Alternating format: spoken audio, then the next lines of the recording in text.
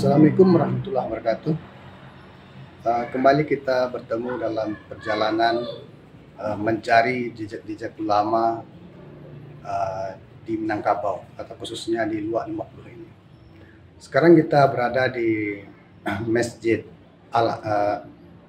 Arsad di Dinan Kodok, Keturunan Gadang.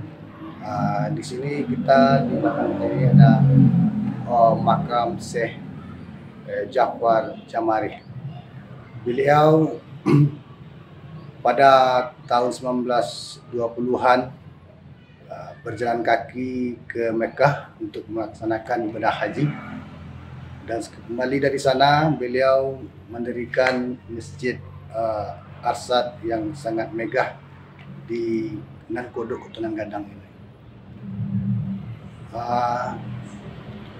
Dalam perjalanan waktu, ketika pada masa agresi militer kedua tahun 1949, Syekh Jafar Jamari salah satu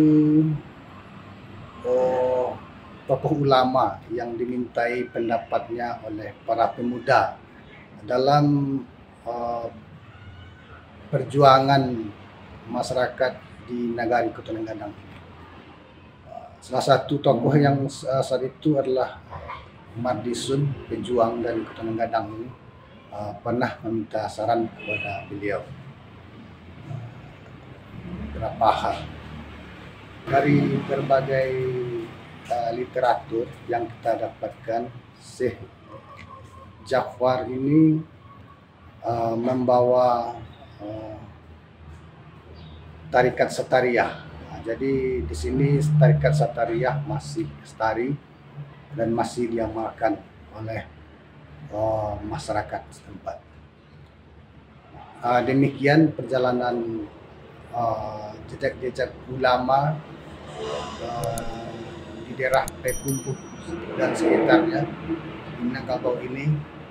Semoga dengan begitu kita dapat mengambil hikmah, pelajaran, dan berbagai hal tentang perjalanan agama Islam yang sampai sekarang kita dapatkan.